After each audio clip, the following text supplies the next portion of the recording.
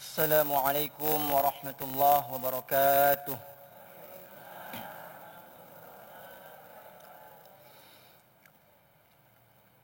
A'udzu billahi minasy syaithanir rajim. Bismillahirrahmanirrahim.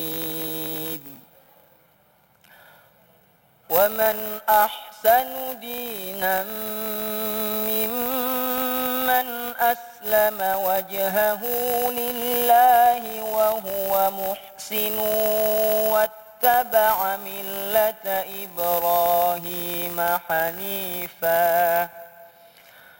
واتخذ الله إبراهيم خليلا ولله ما في السماوات وما في الأرض وكان الله بكل شيء محيطا صدق الله العظيم. السلام عليكم ورحمة الله وبركاته. Assalamualaikum warahmatullahi wabarakatuh. Alhamdulillahirabbil alamin. Allahumma shalli ala sayyidina Muhammad wa ala ali sayyidina Muhammad. Segala puji bagi Allah yang kembali mempertemukan kita dalam majelis ilmu Damai Saku yang kembali disiarkan secara langsung dari Masjid Al-Muhajirin, Jalan Kelapa Kuning Raya, Durensawit, Jakarta Timur. Dalam kesempatan kali ini kita akan mengangkat kembali tema yang berkaitan dengan pentingnya niat dalam ibadah. Karena apa yang kita dapatkan tentu saja diawali dengan niat yang mengawalinya. Itulah tema yang kita angkat dalam kesempatan kali ini, yang insya Allah nanti akan disampaikan oleh guru-guru yang kita cintai yang telah hadir bersama kita, Abi Maki dan Ustadz Fahmi Salim, yang tentunya seperti biasa bagi Anda pemirsa yang ingin mengajukan pertanyaan, kami persilakan Anda sekarang juga mengirimkan melalui Instagram di @damai_tv1. Inilah Damai Indonesiaku yang dipersembahkan oleh Sarung Wadimor, tentu sarung kita. Selamat mengikuti.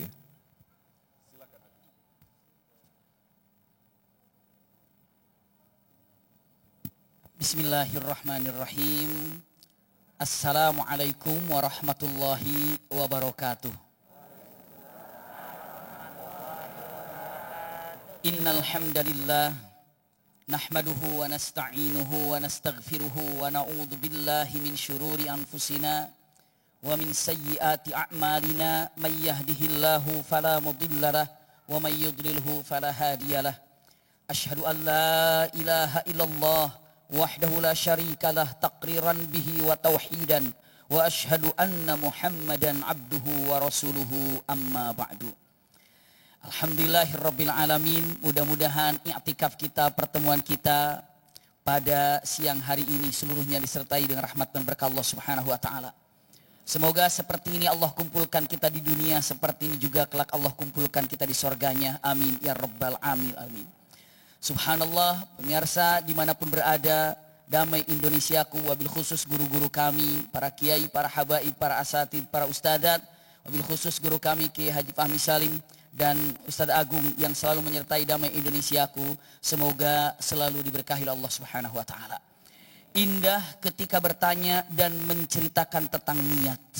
Ya, karena kalau gambarannya niat ini paling mudah kita gambarkan bagaikan GPS yang akan kita tuju kemana kita akan berjalan. Kalau zaman sekarang mau berangkat tidak tahu alamatnya, minta alamatnya dan share lokasinya. Maka saat dikirim lokasinya langsung didapatkan, langsung berjalan dan insya Allah sampai ke tempat tujuan.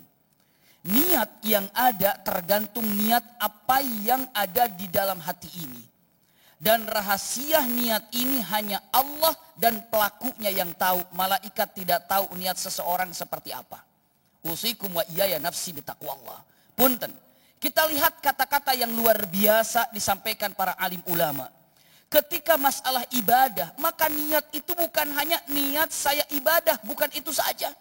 Ketika niat dalam ibadah ada 3 niat yang harus disertakan di dalamnya.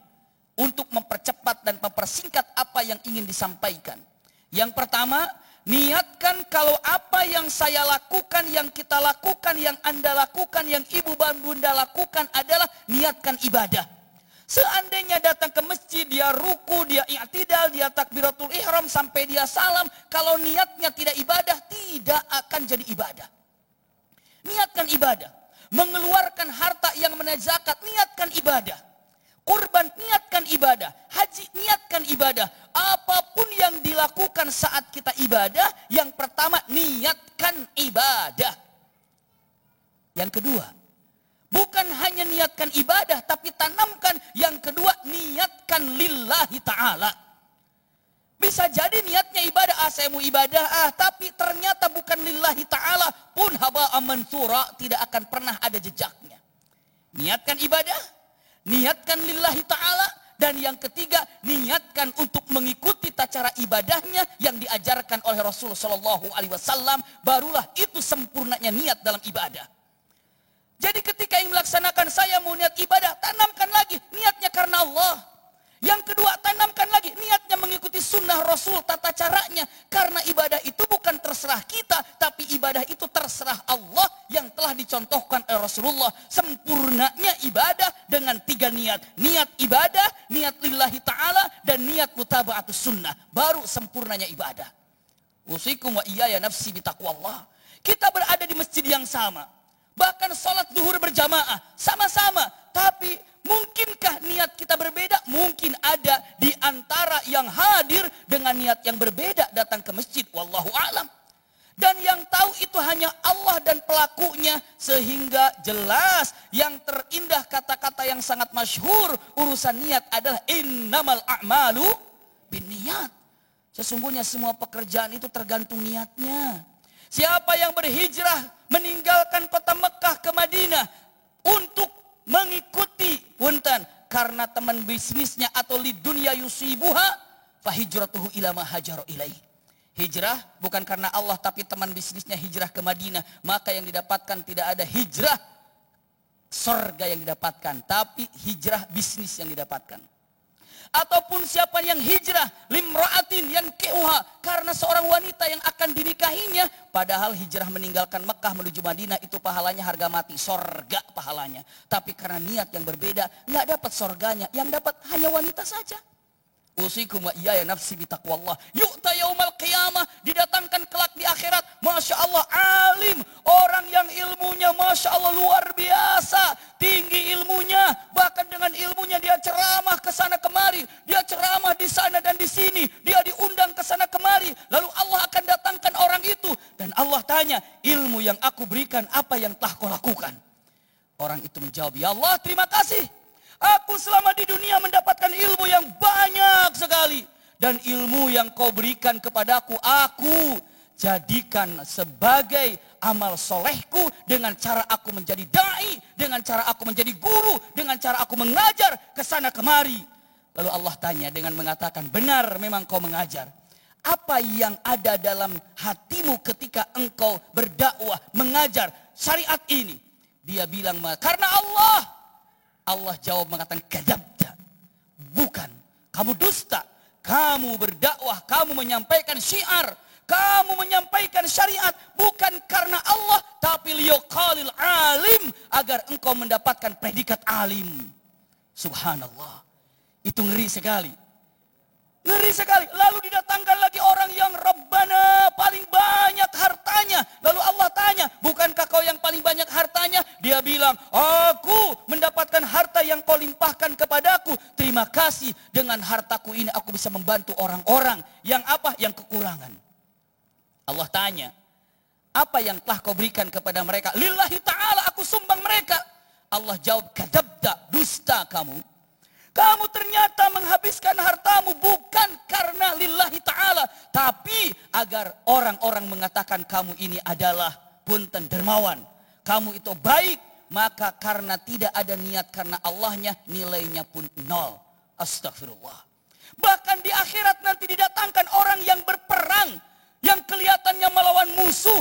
Musuhnya adalah musuh orang-orang kafir yang memerangi mendatangi umat Islam, berperang bahkan bersama dengan Rasulullah. Begitu wafat didatangkan oleh Allah dengan mengatakan kalimatnya, ya Allah, aku telah berada dalam jihad fisabilillah, membela agamamu, membela Rasulmu. Lalu Allah katakan, kadzabta, dusta, engkau berperang sampai wafat bukan karena membela agama Allah, tapi apa? Membela kabilahmu.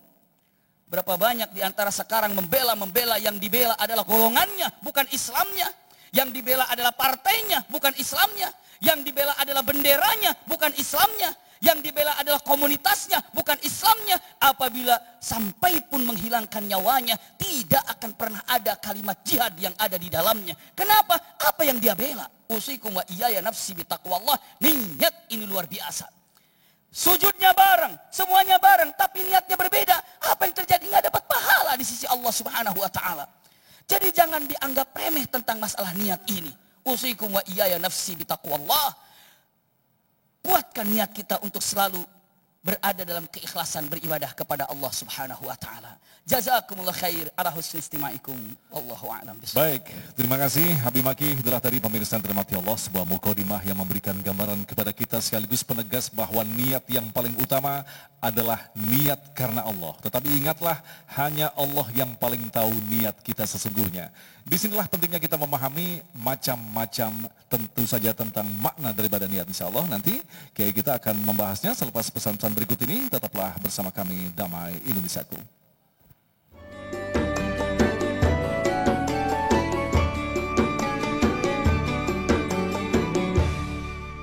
Baik, terima kasih pemirsa, masih bersama kami Damai Indonesiaku yang mengangkat tema tentang pentingnya niat dalam ibadah. Dan tentu saja untuk semakin menyempurnakan pemahaman kita tentang niat di dalam ibadah, tentu saja kita patut untuk memahami tentang macam-macam niat yang akan dijelaskan oleh guru kita Kiai Fahmi Salim. Silakan Kiai. Bismillahirrahmanirrahim. Assalamualaikum warahmatullahi wabarakatuh.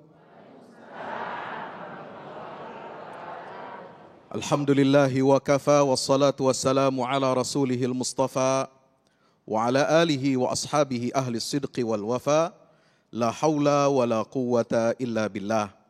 Subhanaka la ilma lana illa ma 'allamtana innaka antal alimul hakim. Rabbi zidni ilma warzuqni fahma.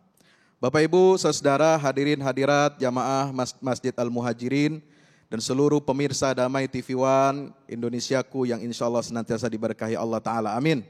Ya Rabbal Alamin. Apa kabar hari ini? Sehat semuanya siang-siang? Alhamdulillah. Kita harus semangat. Kita akan menyambut datangnya bulan suci Ramadan. Mudah-mudahan kita senantiasa berdoa kepada Allah agar kita semua disampaikan ke dalam bulan suci Ramadan dalam keadaan sehat walafiat. Sehat rohaninya, sehat jasmaninya, sehat kantongnya. Mudah-mudahan kagak jebol gara-gara minyak goreng. Amin. Ya Rabbal Alamin. Bapak Ibu yang dirahmati Allah, meluruskan niat dalam segala hal itu penting. Banyak orang yang awalnya kelihatannya baik, kelihatannya tulus, kelihatannya benar, lurus, tapi kemudian karena berubah niat di tengah jalan, dia jadi rusak amalnya dan tidak diterima oleh Allah Subhanahu wa Ta'ala. Ada dulu seorang sahabat Nabi ditunjuk oleh baginda Rasulullah Sallallahu Alaihi Wasallam yang dalam hadis Bukhari disebut nama samarannya karena memalukan nama ini, yaitu Ibnul Lutbiyah, nggak disebut nama aslinya. Beliau ini diutus untuk mengambil harta zakat, jadi kayak petugas, kayak dirjen pajak begitu ya kira-kira ya. Cuma ini dirjen zakat. Cuma bedanya dirjen zakat zaman Rasulullah sama zaman sekarang beda. Dirjen zakat zaman Rasulullah datengin rumah-rumah orang kaya, datengin perusahaan-perusahaannya, narik zakat karena itu wajib dan harus diambil. Suka atau tidak suka, paksa atau suka, rela. Karena Allah mengatakan khudz min amwalihim shadaqah, ambillah. Maka diutus seorang ini ke Bani Sulaim untuk memungut harta zakat dari orang-orang kaya di perkampungan itu. Awalnya tentu Rasulullah SAW nggak salah milih dong. Rasulullah itu orang maksum. Rasulullah itu senantiasa diberikan basirah, diberikan wahyu oleh Allah Subhanahu wa taala. Tapi karena awalnya orang ini yang dipilih adalah orang pilihan, orang baik, tapi di tengah jalan mungkin dia ada keliru. Lalu kemudian dia berhasil mengumpulkan harta zakat. Ada emas, ada perak, ada gandum, ada binatang ternak. Sebagaimana yang ada disebutkan dalam sunnah Nabi SAW. Pulang dia ke Madinah. Beberapa waktu setelah dia bertugas untuk mengambil harta zakat dari satu perkampungan muslim. Pulang bawa harta yang banyak. Tapi kemudian di hadapan Nabi SAW mengatakan, "Ya Rasulullah, ini harta zakat milik negara dan ini hadiah buat saya." Dikasih sama orang kaya. Nabi SAW bangga? Enggak. Nabi enggak bangga. Nabi marah dan beliau langsung bangkit berdiri mengatakan di depan para sahabatnya, "Lihatlah, orang ini aku angkat untuk memukul zakat." Tapi kemudian dia berani mengatakan ini untuk Allah dan Rasulnya dan ini untuk dirinya karena ini hadiah katanya. Ketahuilah, kalau dia tidak diutus oleh Rasulullah SAW sebagai petugas, sebagai pejabat, tidak mungkin dia akan diberikan hadiah oleh orang-orang kaya. Dia dapat hadiah karena dia punya mandat dan otoritas dari siapa? Dari negara. Kembalikan hadiahmu. Itu semua adalah milik Allah dan Rasulnya Sallallahu Alaihi Wasallam. Sampai Nabi marah, dia bilang, nanti orang kalau begini melakukan ghulul, membeda-bedakan mana hadiah pejabat, tidak bisa membedakan dengan hadiah orang-orang biasa kayak kita. Kalau saya Ustadz dikasih hadiah boleh nggak? Wajar, karena saya nggak punya jabatan apa-apa. Ibu-ibu yang nggak punya jabatan apa-apa dikasih hadiah seneng nggak? Seneng, tapi kalau pejabat dikasih hadiah ada maunya di belakangnya, betul? Kata Nabi nggak bisa begini. Nanti siapa orang yang menyembunyikan harta yang itu adalah milik Allah dan Rasulnya, nanti dia dibangkitkan di hari kiamat, dia akan panggul semua harta yang dia sembunyikan ghululnya. Apakah dia memanggul onta, apakah dia memanggul kambing, apakah dia memanggul sapi, sambil binatang-binatang itu mengeluarkan suara-suara yang buruk. Na'udzubillah min, dipermalukan di hadapan Allah Ta'ala. Maka penting meluruskan niat. Niat bukan hanya dalam ibadah mahdoh. Niat juga harus ada dalam setiap aktivitas sosial kita. Dalam muamalah kita. Contoh, ibu-ibu, bapak-bapak yang hadir di sini atau di rumah. Dulu waktu niat menikah, berkeluarga, niatnya apa? Woi. Assalamualaikum. Apa niatnya? Ibadah. Artinya apa? Nikah itu ada aspek akidah. Ada aspek keyakinan. Yang namanya akdun nikah itu sama sepadan dengan kata akidah. Dua-duanya dari kata akada yakidu akdun akidatan. Artinya sama-sama ikatan yang kuat.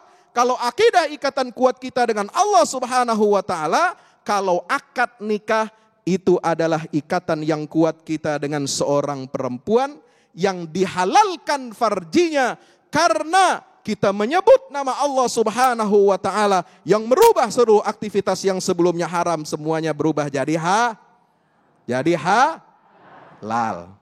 Bukan logo halal. Ya, kalau nikah kagak usah pakai logo halal ya. Insya Allah.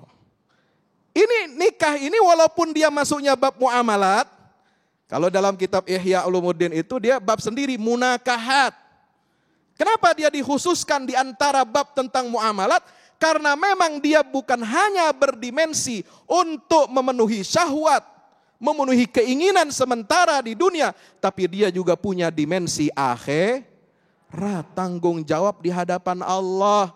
Maka di surat Al-Baqarah Allah mengatakan ayat 221, ولا تنكحوا المشركات حتى يؤمن ولأمة مؤمنة خير من مشركة ولو أعجبتكم ولا تنكحوا المشركين حتى يؤمنوا ولعبد مؤمن خير من مشرك ولو أعجبكم أولئك يدعون إلى النار والله يدعو إلى الجنة والمغفرة بإذنه.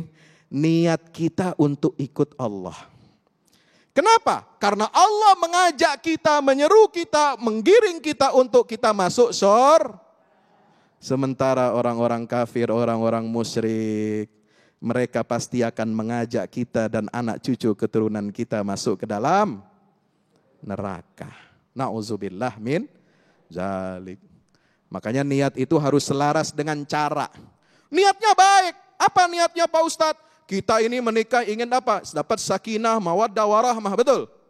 Ar-Rum 31 mengatakan wa min ayati an khalaqakum min nafsin wa an khalaqalakum min anfusikum azwajan litaskunu ilaiha wa ja'ala bainakum mawaddatan wa rahmah. Sakinah, mawaddah, warahmah. Tapi cara mewujudkan sakinah, mawaddah, warahmah, bisakah pakai akal pikiran kita sendiri? Bisakah pakai syahwat kita?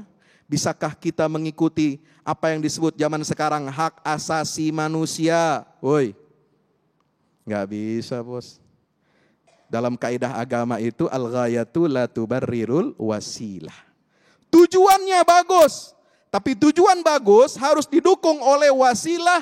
Cara mewujudkan tujuan itu dengan cara yang baik, benar sesuai syariat. Nggak boleh tujuannya menghalalkan segala cara. Lil wasail hukmul maqasid. Hukumnya cara itu mengikuti hukum niat.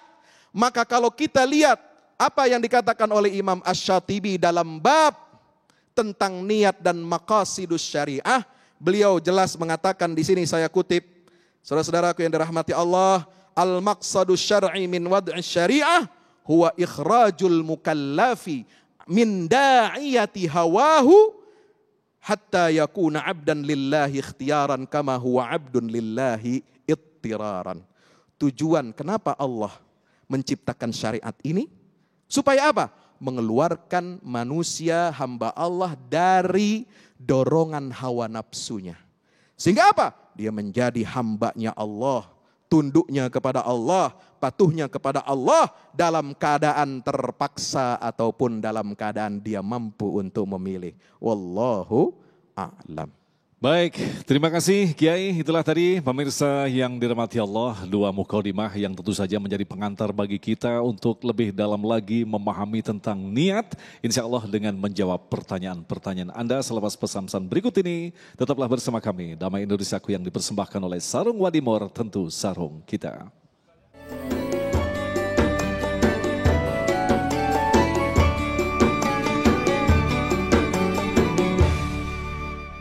Baik, terima kasih pemirsa, masih bersama kami Damai Saku yang mengangkat tema tentang niat. Insya Allah jawaban-jawaban dari guru-guru kita ini akan semakin memberikan pemahaman kembali kepada kita untuk memahami bagaimanakah niat yang sesungguhnya, dan tentu saja kita harus berhati-hati dengan niat kita karena yang tahu dan maha tahu adalah Allah Subhanahu wa Ta'ala.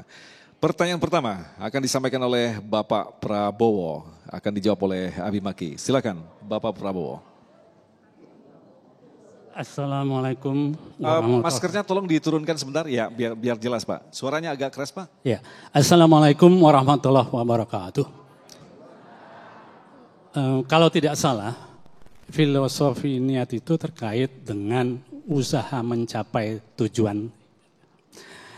Pertanyaan saya, kira-kira kesadaran spiritual seperti apa yang kita butuhkan untuk mencapai itu, karena iman kita itu turun naik Pak. Wow, mantap. Ya, terima kasih. Wassalamualaikum warahmatullahi wabarakatuh. Waalaikumsalam warahmatullahi wabarakatuh. Silakan Abi Maki. Izin Ustadz Kiai, ya Allah barik fiik. Subhanallah, memang yang namanya niat ini kalau dibilang satu hadaf, tujuan karena yang kita inginkan.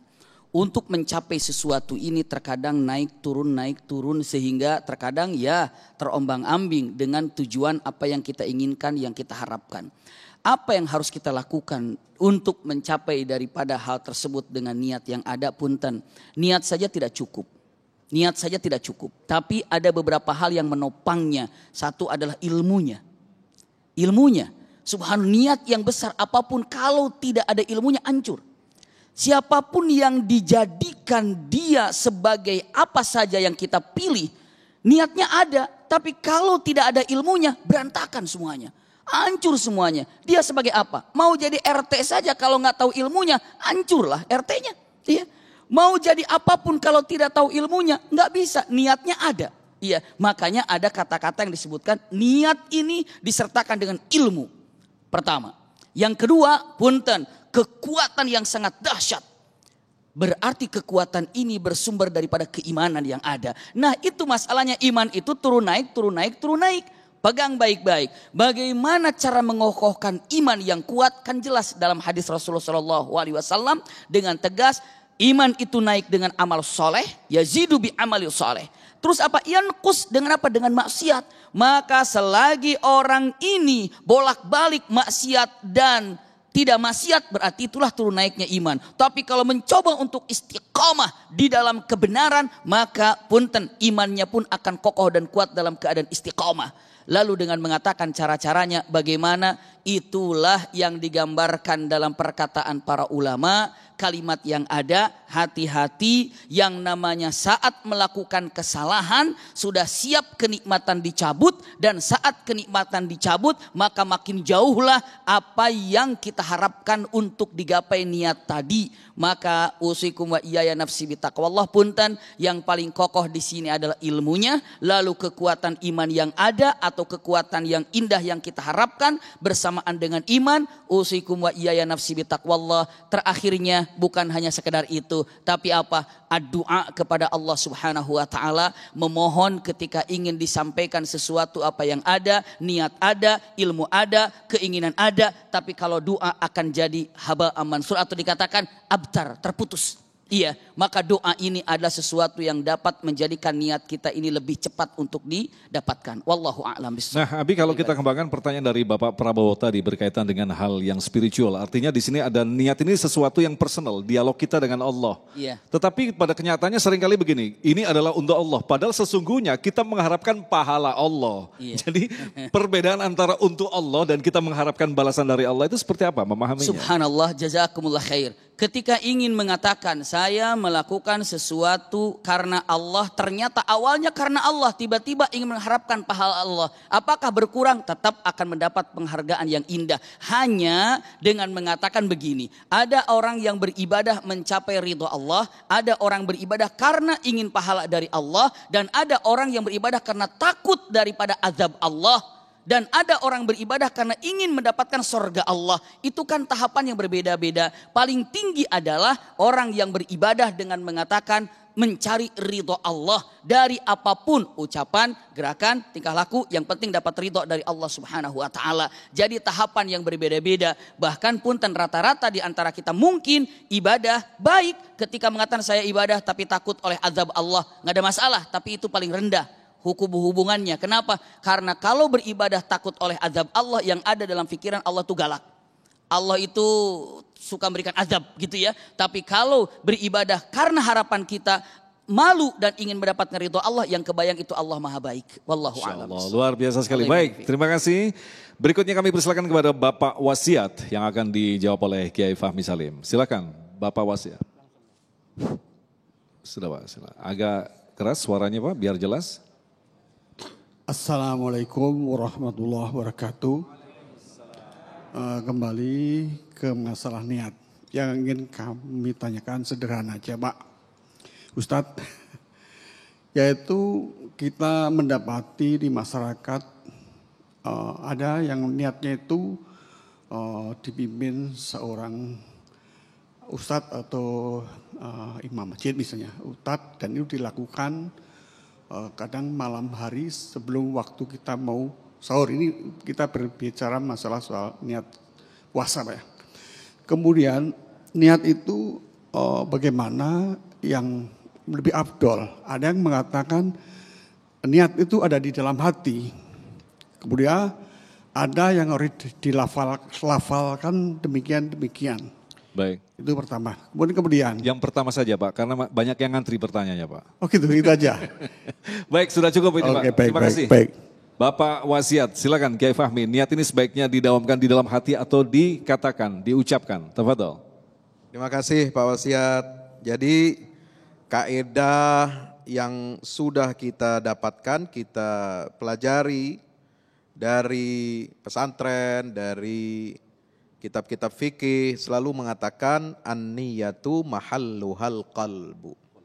Niat itu tempatnya di hati. Jadi tempatnya niat nih. Jadi titik tolaknya niat, tempatnya niat itu adalah di hati, bukan di kepala, bukan di tangan, apalagi di kaki, bukan. Di hati, tempatnya niat. Karena semua berangkat dari hati. Idza saluhat saluha sairul jasad wa idza fasudat fasuda sairul jasad. Ala wahyal qalbu. Kalau hatinya benar kata Nabi semua amal ikut jadi bagus. Tapi kalau hatinya rusak, niatnya rusak, maka amalnya semua jadi rusak. Maka itu Nabi menunjuk hati, ala wahyal qalbu. Nah, soal pelafalan atau mau dibaca redaksinya, ya ini ada ikhtilaf di antara para ulama. Ya, tapi intinya ikhtilafnya pun kalau yang tidak suka atau tidak menganjurkan untuk dilafatkan itu kalau dilafatkan nggak sampai jatuhnya haram, nggak sampai jatuhnya makruh. Ya, bahkan kalau di kitab-kitab fikih Syafi'i kan wat talaffuzu biha sunnah, melafatkannya itu sunnah. Sunnahnya bagaimana? Bukan karena sunnah seperti kita sholat ikut tata cara Nabi, tapi itu menguatkan sunnah di situ adalah menguatkan apa yang ada di dalam hati. Jadi makin mantep. Kadang ada orang, ya orang ini kan levelnya beda-beda. Ada yang udah mantep niatnya, yakinnya itu cukup di hati. Ada yang belum mantep karena belum dilafatkan. Ya, seperti misalnya ada tipe bapak suami, ya pengen kasih hadiah buat ibu ulang tahun pernikahan, cukup di hati. Tapi kan ibu kadang-kadang pengennya apa? Dengar langsung omongan suaminya. Emangnya gue tahu isi hati lo, kan begitu. Ya kalau diucapin lebih bagus, kan begitu. Itu dalam masalah keduniaan. Jadi ini hanya untuk menguatkan, ya. Tapi kalaupun diucapkan bagi yang nggak mau nggak jatuh kepada haram atau makruh, begitu saja. Jadi yang penting bagi kita adalah bagaimana meluruskan niat kita, ya pasang niat. Nah kalau di bulan Ramadan niat puasa besok apakah boleh mengikuti imam, nawaitu shaumah dan sebagainya, itu boleh-boleh saja. Anda mau ucapkan boleh, enggak juga nggak apa-apa. Niat sendiri di rumah, oke. Bahkan ada satu mazhab mengatakan cukup niat sekali di malam awal pertama Ramadan untuk sebulan penuh. Selesai. Agama ini mudah. Jangan dibikin sulit. Tapi kalau mau lebih mantap tiap malam dah Pak Ustadz. Iya boleh. Tapi kalau misalnya ketinggalan, pas malamnya ketinggalan gimana? Nah itu sudah ditutup pada malam yang pertama kita sudah niat untuk puasa sebulan penuh, insya Allah. Baik, terima kasih Kiai. Selanjutnya kami persilakan kepada Ibu Wahyurini yang akan jawab oleh Abi Maki. Tafadhol. Silakan Bunda, sudah menyala, nggak usah dipukul-pukul. Ya, baik. Assalamualaikum warahmatullahi wabarakatuh. Ibadah tergantung pada niatnya. Ibadah ada makduh dan ghairul makduh. Mohon dijelaskan. Silakan. Iya, bismillahirrahmanirrahim. Terima kasih banyak dengan pertanyaan ini. Ibadah itu yang tergantung niatnya itu benar, iya, dengan mengatakan bahwa apapun yang dilakukan yang namanya ibadah itu nyantolnya ke niat. Niatnya seperti apa? Bahkan punten, pegang baik-baik oleh diri kita semuanya. Ketika digambarkan innamal a'malu binniyat itu sudah sangat jelas sekali. Ketika melakukan sesuatu niatnya apa itulah yang akan dihasilkan. Contoh misalnya tadi digambarkan seseorang melakukan sesuatu perbuatan tergantung niatnya. Niatnya apa itu yang akan didapatkan walaupun wujudnya kelihatan sujud. Walaupun kelihatan wujudnya ruku. Tapi ternyata niatnya ingin dipuji oleh manusia gak dapat apa-apa. Iya. Ibadah mahdoh atau ghairu mahdoh artinya adalah ibadah yang wajib, yang tidak wajib, ibadah sunnah, ibadah nampak, ibadah tidak nampak. Punten, yang paling pokok ini adalah di dalam niat yang mana pelurunya di dalam hati. Ingat, kalau digambarkannya begini, ya, paling mudah. Yang namanya semua amalan yang kita kerjakan itu ibaratnya sebagai senapannya. Punten, lalu pelurunya itu adalah niatnya. Senapannya ada, tapi kalau niatnya tidak ada, nggak kena kemana-mana. Maka tadi digambarkan punten, tanpa merasa hormat, tanpa bermaksud apa-apa. Di akhirat sekali lagi, apa yang ibu bapak lakukan yaumatublas sarair. Artinya apa? Malaikat akan datang, ya Allah ini catatan dia tahajud, catatan dia duha, catatan dia melaksanakan haji, catatan dia sodakoh, catatan dia. Punten. Lalu apa yang dikatakan oleh Allah? Malaikat, apa yang telah kau lakukan benar. Kamu mencatat zahir, tapi aku melihat hatinya. Ikhlas atau tidak ikhlas. Aku melihat hatinya benar atau tidak benar. Tapi catatanku dia haji, tapi aku lihat hatinya dia tidak haji. Tapi dia sodakoh, aku lihat hatinya tidak sodakoh dia. Jadi punten, rahasia yang ingin saya sampaikan di awal tadi, yang tahu urusan niat hanya kita dan Allah subhanahu wa ta'ala saja. Wallahu a'lam. Jadi bisa ditegaskan di akhirat nanti ada proses assessment lagi, klarifikasi lagi begitu. Nah ini kan mungkin Ustaz Fahmi bisa menambahkan, ini kan tentu saja sesuatu hal yang harus kita waspadai. Jangan-jangan selama ini kita yang seakan-akan berniat, tetapi ternyata di sana tidak dianggap sama sekali dengan ibadah yang memang dimaksud sesuai dengan syariah dan sebagainya. Bagaimanakah kita harus menghadapi keraguan, kebimbangan seperti ini Ustaz? Iya, niat itu selalu diiringi dengan amal, ya. Maka niat untuk ibadah hanya untuk Allah. Kalau ada yang lain-lain niat pengen dapat pahala silahkan aja. Ya, kalau ingin takut azab Allah boleh. Tapi niat yang pertama adalah untuk karena Allah Subhanahu wa taala. Ya, persoalan tadi disampaikan Mas Agung tadi seperti yang digambarkan itu, apakah perlu klarifikasi, apakah perlu penegasan lagi, ya. Jangan sampai kita sudah berniat, ya, itu tidak menempuh jalan yang benar sesuai dengan niat. Nah, ini yang seringkali keliru. Ya, kalau bahasa ulama ahli maqasid syariah itu mengatakan man salaka ila maslahatin fi ghaira tariqihal masyru' fa huwa sa'in fi diddi tilkal maslahah. Orang kalau ingin mendapatkan maslahat kita apa? Maslahat kita ingin Allah ridho sama kita. Allah ingin Allah bisa berikan pahala berlimpah untuk kita sebagai hambanya. Allah ingin mudahkan semua urusan kita, itu kan maslahat. Tapi cara kita untuk mendapatkan maslahat tadi itu caranya tidak sesuai dengan syariat, maka berarti dia ya tidak akan sampai kepada tujuan itu. Sa'in fi dhiddi tilkal maslahah. Bukan kebaikan kemaslahatan yang dia dapatkan, justru dia akan kena kebalikannya, kena madorotnya. Ya, itu kaidahnya kalau dalam maqasid syariah. Maka itu kita harus selaraskan antara niat dengan cara. Ya, cara baik itu dalam urusan ibadah mahdhah, dalam urusan keduniaan, dalam urusan pernikahan, dalam urusan muamalah, transaksi ekonomi, itu semua caranya harus betul sesuai syariat. Wallahu a'lam. Baik, terima kasih. Insya Allah kami masih menyimpan beberapa pertanyaan yang nanti akan dijawab oleh guru-guru kita. Untuk itu tetaplah bersama kami. Damai Indosaku yang bersemakan oleh Sarung Wadimor, tentu sarung kita.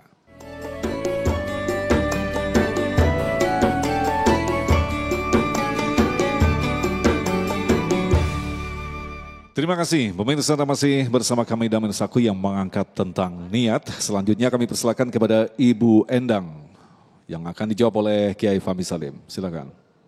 Bismillahirrahmanirrahim. Assalamualaikum warahmatullahi wabarakatuh. Allah wabarakatuh. Awalnya saya punya niat untuk membantu seseorang, tapi kebetulan ada keluarga yang lebih membutuhkan apa yang harus kita prioritaskan. Keluarga atau orang itu, dan apakah saya masih berhutang dengan niat saya. Oke. Wassalamualaikum warahmatullahi wabarakatuh. Assalamualaikum warahmatullahi wabarakatuh. Ini pertanyaan menarik sekali. Jadi mengganti niat ini. Ya Fahmi, silakan. Bismillah, walhamdulillah, salatu wassalamu ala rasulillah. Dalam kondisi ketika ekonomi ibu sedang bagus, bahkan berlebih, maka bisa ditempuh alternatif pertama adalah dua-duanya dibantu. Nah ini untuk afdoliyahnya. Karena niat pertama kita tunaikan, kemudian ada yang baru yang perlu kita bantu juga kita bantu. Itu idealnya. Tapi kalau bicara kondisi yang belum ideal, katakan kita juga pas-pasan atau cukup gitu ya, maka kita harus memilih bantu yang mana salah satunya. Maka yang lebih utama sebenarnya di dalam Al-Quran itu selalu mengutamakan atau memprioritaskan ulil qurba. Ya, keluarga dekat dulu kalau memang dia perlu butuh bantuan. Kenapa? Karena ada dua hal yang menjadi penyebabnya. Satu, dia adalah kerabat kita. Yang kedua, dia perlu ditolong. Maka dia double ya penyebabnya itu. Nah, kalau orang lain memang dia bukan ulil qurba kita. Tetapi misalnya dalam kondisi ya, jadi itu boleh diprioritaskan. Nah, bagaimana apakah ini semacam hutang? Sebenarnya itu bukan hutang. Kalau niat tadi yang untuk pertama orang lain kemudian dialihkan ke kerabat, itu namanya pengalihan niat. Ya, itu sudah mengalihkan.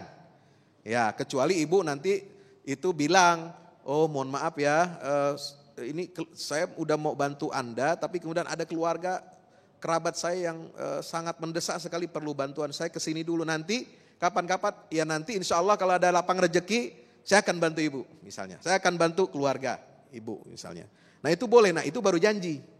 Kalau tidak, itu sudah teralihkan niat kita kepada yang baru. Nah itu satu. Yang ada lagi misalnya kasus, ini misalnya musim bencana alam. Atau kemarin masalah pandemi, kita perlu bantu tetangga saudara ya yang kena dampak pandemi. Ya, kena dirawat luar biasa, banyak yang PHK dan sebagainya, perlu bantuan ekonomi. Nah, itu ada musim kurban tahun lalu. Atau 2 tahun sebelumnya ya Idul Kurban.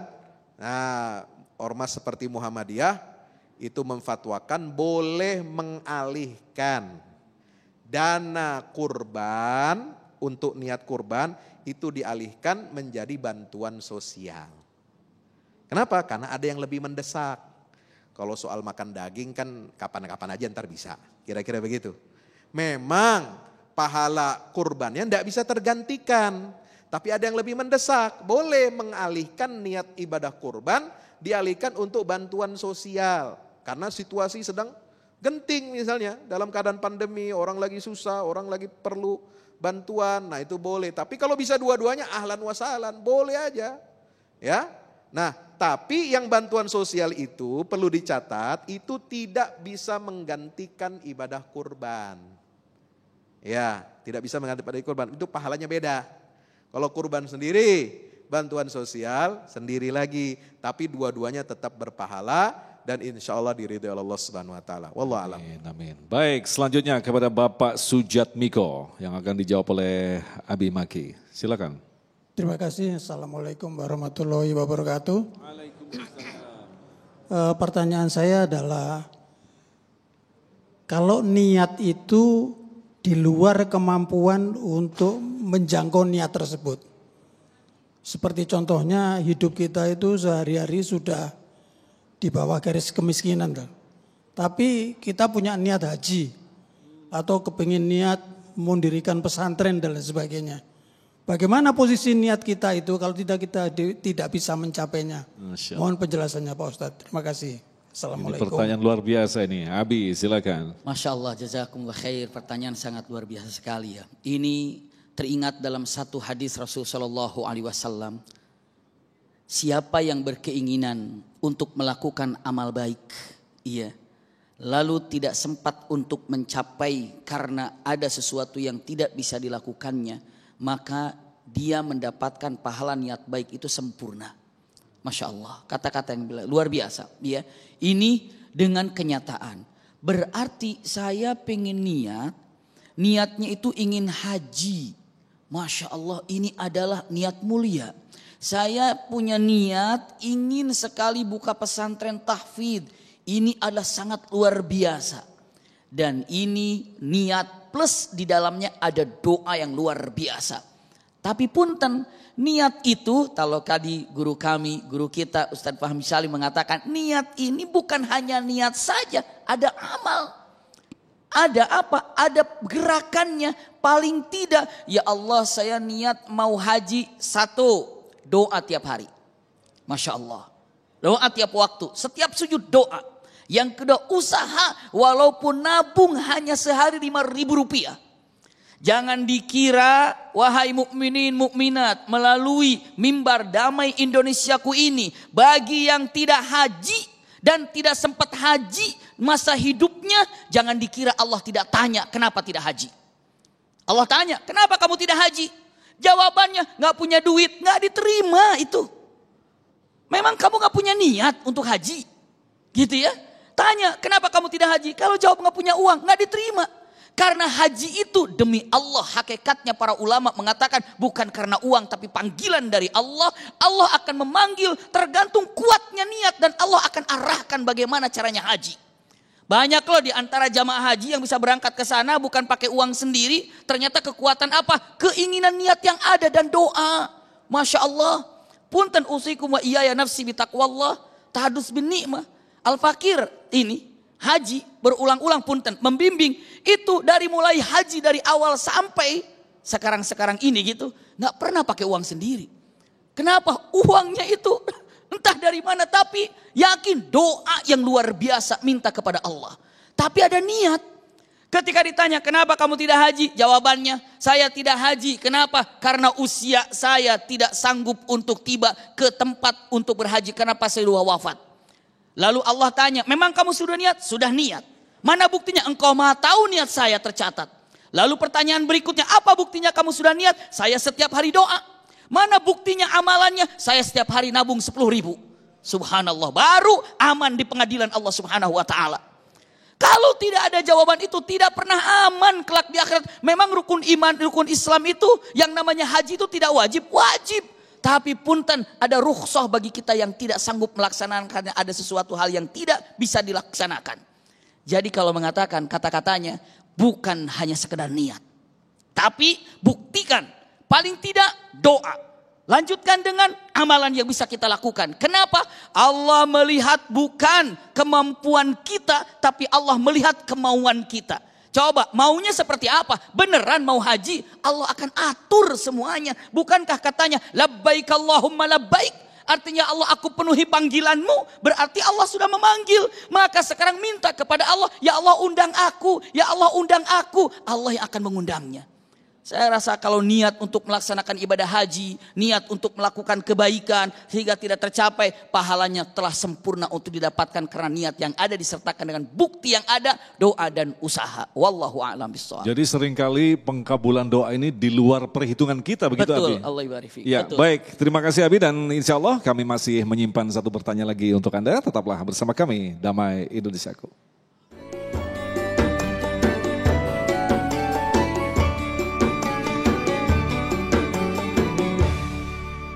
Terima kasih pemirsa, masih bersama kami Damai Indonesiaku yang mengangkat tema yang sangat luar biasa sekali berkaitan dengan niat dan tentu saja mencermati apa yang telah dijelaskan oleh Kiai Fahmi tadi dalam segmentasi yang kedua bahwa niat tentu saja harus didasarkan, bahkan bisa ditegaskan didasarkan secara ketat pada aspek akidah dan syariat. Nah kemudian Kiai Fahmi kalau kita mencermati apa yang kita hadapi di saat ini baik di media sosial dan sebagainya, bagaimanakah dengan hal-hal ketika kita melakukan hal-hal yang menyinggung umat lain, tetapi atas nama toleransi, begitu ya, kemudian atas nama persatuan, kemudian juga bisa diwujudkan dengan niat yang lain seperti membangun rumah tangga, membina rumah tangga dengan keyakinan yang lain. Tetapi diniatkan seperti tadi, niat mempersatukan, toleransi dan sebagainya. Padahal di lain sisi tadi ditegaskan bahwa niat harus didasarkan pada aspek akidah dan syariah. Silakan, Kiai. Terima kasih Mas Agung, ini pertanyaan berat. Tapi sekarang lagi rame dan viral. Dan pasti ditanyakan oleh emak-emak, bapak-bapak di rumah semuanya. Pak Ustadz, apa hukumnya niat kawin beda agama? Niatnya batil. Selesai jawaban saya. Mau dilanjut? Lanjut. Niat kawin beda agama batil. Apa dasarnya Pak Ustadz? Al-Quran, hadis, ijma, kaidah-kaidah fikih, usuliyah dan sebagainya itu semua sudah cukup. Kalau mau saya rinci sedikit saja Mas Agung. Jadi pernikahan ini dibagi menjadi dua. Kalau kita bicara dengan non-muslim, kita tidak bermusuhan dengan non-muslim. Allah memerintahkan kita untuk berbuat adil dan berbuat baik kepada non-muslim. Nabi juga mengajarkan kita berbuat baik kepada ahlu zimmah. Bahkan kalau kita menyakiti tetangga kita non-muslim, ahli zimmah, maka kita tidak akan dapat baunya surga nanti di yaumil kiamah. Ngeri kan? Nggak dapat bau surga, masuk aja enggak, baunya aja nggak dapat, apalagi masuk surga, enggak.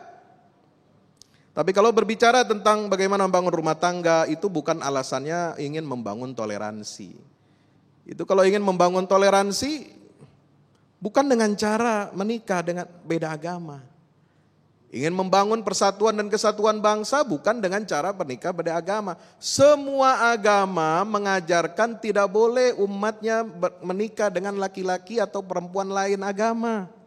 Silakan dicek, tanya Pak Pendeta, tanya siapa tokoh-tokoh agama yang lain, Hindu, Buddha dan sebagainya. Nah, yang menginginkan ini tidak tunduk kepada hukum agama dan hukum negara, itu bikin alasan-alasan. Alasan toleransi, alasan hak asasi manusia. Ya. Kalau kita bicara ini, kedudukan non-muslim itu dibagi dua. Yang namanya pernikahan dengan non-muslim itu, pertama dengan laki-laki atau perempuan yang musyrik. Karena orang kafir itu dibagi menjadi dua, yang musyrik dan yang kedua ahli kitab. Kalau laki-laki muslim atau perempuan muslimah menikah dengan laki-laki atau perempuan musyrik, mutlak diharamkan. Dalilnya dua, Al-Baqarah 221, tadi yang sudah saya baca, dan kemudian Al-Mumtahinah ayat 10. Ini sudah menjadi ijma', dikuatkan oleh ijma' ulama sepanjang masa. Yang kedua, bagaimana kalau menikah dengan ahli kitab? Juga terbagi menjadi dua. Pria muslim menikah dengan wanita ahlul kitab, jumhur ulama membolehkannya. Tapi tentu dengan syarat dan ketentuan berlaku. Lihat tafsir Al-Azhar karangan Buya Hamka. Laki-laki muslim yang ingin menikah dengan wanita ahlul kitab, dia harus kuat imannya. Kalau enggak kuat iman, ikan bakal lari dilarikan oleh pancing. Bukan pancing yang ngambil ikan, tapi ikan yang akan membawa lari pancing. Itu ibarat tamsilnya dari Buya Hamka di tafsir Al-Azhar. Artinya bukan cuma keinginan, bukan cuma syahwat yang bicara, tapi akidah. Kalau nggak kuat iman laki-laki muslim, nanti dia dibawa oleh istrinya pindah agama. Anak-anaknya dididik atau dipermandikan secara lain agama Islam. Bisa ditegaskan makna ahlul kitab sendiri? Ya, ahlul kitab Yahudi dan Nasrani. Mau ahlul kitab zaman dulu atau zaman sekarang sama agama Yahudi Nasrani. Kalau dikatakan Yahudi Nasrani dulu nggak sekarang sama nggak? Ya sama, karena sama-sama akidahnya seperti yang diterangkan dalam Al-Quran. Memandang Nabi Isa beda dengan kita, tidak sama dengan Al-Quranul Karim. Itulah ahlul kitab, gitu ya. Nah, bagaimana kalau wanita muslimah menikah dengan pria dengan pria ahlul kitab Yahudi Nasrani? Ini jelas mutlak diharamkan semua ulama. Dasarnya bukan perkataan ulama, Quran, hadis mengatakan demikian. Qurannya mengatakan, ya, itu surah Al-Mumtahinah ayat 10 secara umum. Fa in alimtumuhunna mu'minatin fala tarji'uhunna ilal kuffar la hunna hillul lahum wa la hum yahilluna lahunna. Tidak halal laki-laki kafir menikah atau berkeluarga dengan wanita muslimah. Kemudian Nabi SAW mengatakan, natazawwaju nisa'a ahlil kitab wa la yatazawwajuna nisa'ana. Kita umat Islam boleh dikasih rukhsah untuk menikah dengan wanita ahlul kitab. Tapi mereka tidak boleh menikahi wanita-wanita anak-anak kami. Kata siapa? Bukan kata Fahmi Salim, kata Rasulullah. Kita mau ikut Allah dan Rasul apa enggak? Mau ikut Allah dan Rasulullah apa enggak? Ikut Allah dan Rasul, bukan hawa nafsu. Karena kalau kita sudah bicara agama, al-maqsadu syar'i kata Imam Syatibi, min wad'i syari'ati huwa ikhrajul mukallafi min da'iyati hawahu hatta yakuna 'abdan lillahi ikhtiyaran kama huwa 'abdan lillahi ittiraran. Harus ikut kemauan Allah Subhanahu wa taala. Jadi tidak ada celah mengatakan bahwa kelompok lain mengatakan bahwa ayat itu adalah multitafsir atau seperti apa, Ustaz? Ya, jadi yang mengatakan, ada yang bilang begini, mohon maaf ya. Pernikahan agama itu boleh. Itu kata Al-Qur'an, tapi dia merujuk Al-Maidah ayat 5. Itu untuk pria muslim menikah dengan wanita ahlul kitab, tidak untuk seluruh kasus seperti yang saya rinci tadi, Mas Agung. Itu pun para ulama ada yang memperkecualikannya, ya, gitu ya. Jadi enggak semuanya. Jadi ketika memahami ayat Al-Maidah ayat 5 itu bukan untuk lalu dibawa kepada kasus perempuan muslimah boleh kawin dengan laki-laki Katolik atau agama lain, atau bahkan dengan orang-orang laki-laki musyrik selain daripada Yahudi Nggak bisa, itu nggak cocok. Dalil itu dibawa untuk generalisir kepada seluruh kasus perkawinan beda agama. Ya, kalau mau debat dengan saya ada videonya, sudah ada debat. Dengan pentolan jil zaman dulu tahun 2014 ada, Pak. Silakan cari di YouTube. Ya, itu semua sudah saya sampaikan. Makalah juga ada. Semua ulama di Majelis Ulama Indonesia sudah menjelaskan ini semua. Wallahu a'lam bishawab. Terima kasih Kiai Fahmi Habib Maki yang telah memberikan ilmu yang sangat luar biasa sekali bagi kita di kesempatan kali ini. Mudah-mudahan ini menjadi guidance kita untuk menyempurnakan niat kita. Karena bisa jadi seakan-akan niat kita yang diterima oleh Allah tetapi ditolak oleh Allah. Untuk itulah di akhir nanti kita akan berdoa. Mudah-mudahan kita semua yang menyaksikan acara ini adalah orang-orang yang diselamatkan dari bisikan-bisikan keburukan yang tentu saja mau mengotori niat kita. Tetaplah bersama kami, Damai Indonesiaku. Demikian pemirsa dan dirahmati Allah, Damai Indonesiaku untuk kesempatan hari ini, dan insya Allah besok di Ahad 20 Maret kami akan menghadirkan Kiai Haji Syumarno Syafi'i dan Kiai Haji Khalil Nafis berkaitan dengan mengenal makanan halal.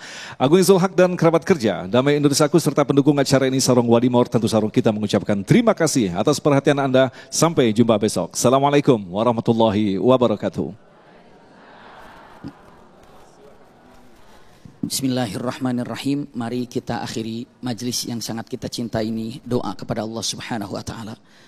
Alhamdulillah, alhamdulillah, alhamdulillah. Allahu akbar, Allahu akbar, Allahu akbar. Allahumma salli ala Sayyidina Muhammad wa ala ali Sayyidina Muhammad. Allahumma inna na'udzubika minal hammi wal hazan wa na'udzubika minal ajzi wal kasal wa na'udzubika minal jubni wal bukhli wa na'udzubika min ghalabatid daini wa qahrir rijal wa la hawla wa la quwwata illa billahil aliyyil azim. Allahumma ahyina bil iman wa amitna bil iman wa akhrijna min hadhihi dunya ma'al iman. Allahumma shfi maradal mu'minina wal mu'minat fa innaka antas syafi la shifaa illa shifauka shifaan la yughadiru saqama wa la hawla wa la quwwata illa billahil aliyyil azim. Allahumma ighfir dhunubana wa dhunuba والدينا وارحمهم كما ربونا صغارا ربنا آتنا في الدنيا حسنة وفي الآخرة حسنة وقنا عذاب النار سبحان ربك رب العزة عما يصفون وسلام على المرسلين والحمد لله رب العالمين آمين.